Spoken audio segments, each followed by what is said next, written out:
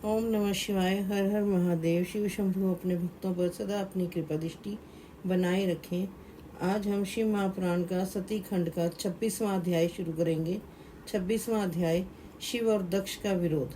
ब्रह्मा जी बोले, इस प्रकार पूर्व काल में प्रयाग में एकत्र होकर मुनियों ने एक महान यज्ञ किया, जिसमें सपरिवार मैं भी सम्मिलित हुआ।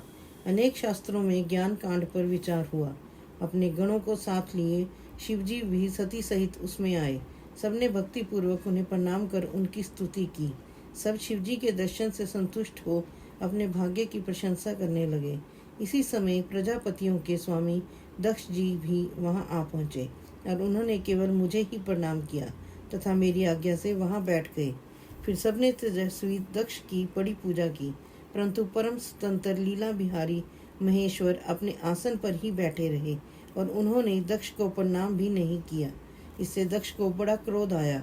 उन्होंने सभा के मध्य में सबको सुनाते हुए शिवजी को बहुत कुवाच्य कहा और कहा कि यह पखंडी, दुर्जन, पापशील, ब्राह्मण निंदक, सर्वदा स्त्री से आसक्त और रति में प्रवीण है। संबंध में से मेरा पुत्र होते हुए भी इसने मुझे प्रणाम तक भी नहीं किया, अतः मैं इसे शाप दूंगा। हे ब्राह्मणों और देवताओं, तुम सभी सुन लो।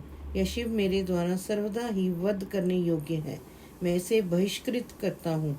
अब आज से यह देवताओं के साथ भाग नहीं पावेगा। यह वर्णहीन, वहीन, शमशानवासी और कुल जन्म से हीन है। यह सुनते ही नंदीश्वर की आंखें लाल हो गई।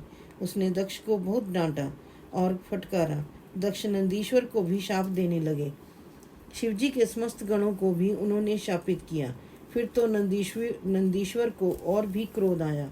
उसने उस महागर्वित दक्ष से कहा, हे दुष्ट बुद्धे, क्या तू शिव तत्व को नहीं जानता? रे मूर्ख, यह तो तूने भृगु आदि ऋषियों के मध्य में इन महाप्रभु भगवान शंकर का उपहास किया है। इससे शिवजी के प्रभाव से मैं भी तुझे शाप देता हूँ कि तुम सब ब्राह्मण वेद का वास्तविक अर्थ न समझकर केवल अर्थवाद पर ही विश्वास करोगे।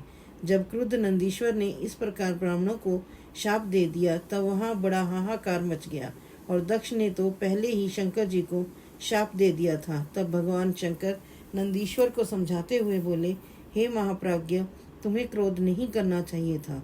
तुमने मेरे नाते व्यर्थ ही ब्राह्मण वंश को शाप दे दिया। मैं ब्राह्मण और वेद को शाप नहीं देता।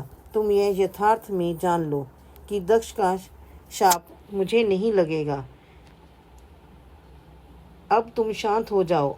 मैं ही यज्ञ कर्म और यज्ञों का अंग हूँ। सब मुझ में ही विद्यमान है। अब शांत हो, क्रोधादि त्याग, स्वस्थ हो जाओ। नंदीश्वर शांत हुए। शिवजी अपने सब गणों को साथ ले निज धाम को चले गए। दक्ष भी ब्राह्मणों को साथ ले अपने स्थान को चला गया। अब प्रजापति दक्ष शिव निंदक हो गया। हे तात नारद, यह मैंने शिव और दक्ष का विरोध कहा। अब जैसे दक्ष को शिवजी के द्वारा दंड मिला उसे आगे कहूँगा। ध्यान से सुनो। 27वां अध्याय, दक्ष यज्ञ। ब्रह्मा जी बोले, हे नारद, इसी बात को लेकर कनखल नामक तीर्थ में प्रजापति दक्ष ने एक बहुत बड़ा यज्ञ किया, जिसमें भृगु आदि तपस्वियों को ऋत्वज बनाया गया।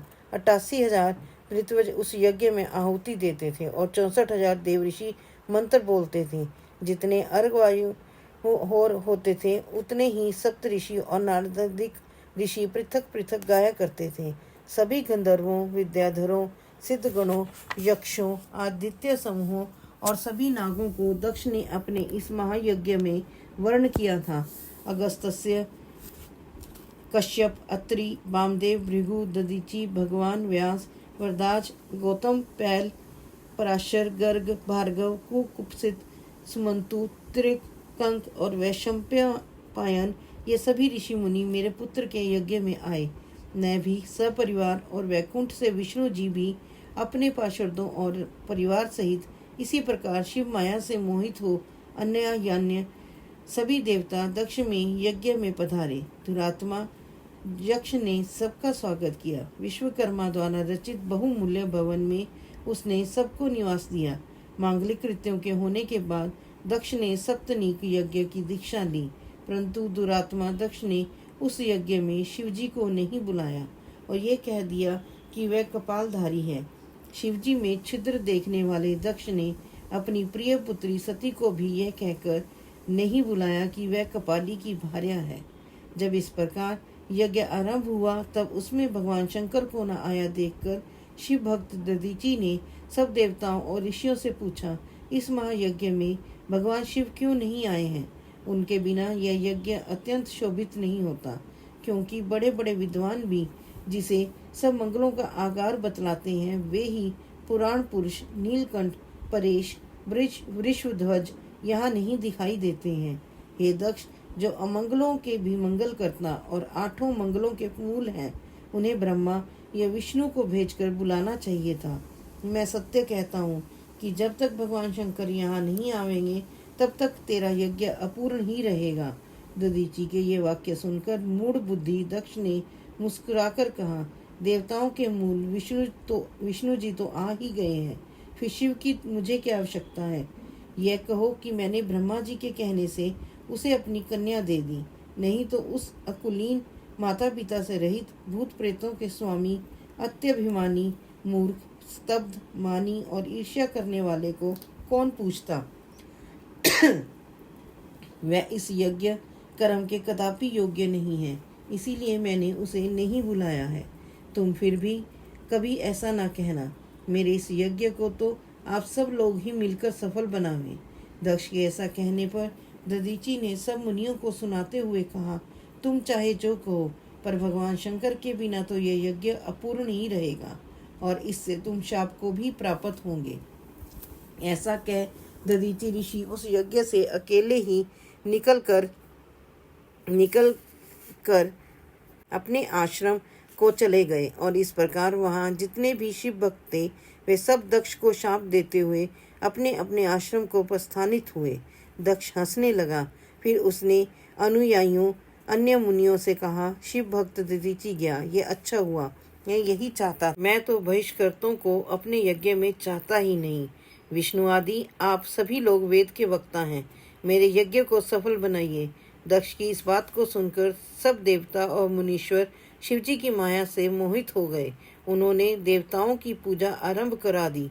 हे मुनीश्वर, यह तो दक्ष शाप की कथा मैंने तुमको सुनाई। अब आगे यज्ञ विध्वंस का योग सुनाऊंगा, आदर पूर्वक सुने। हर हर महादेव, जय जय श्री राधे।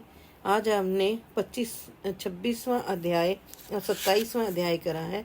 अब कल 28वें अध्याय में हम सती का अपने पिता दक्ष के यज्ञ में जाने के बारे में बात करेंगे। हर हर महादेव।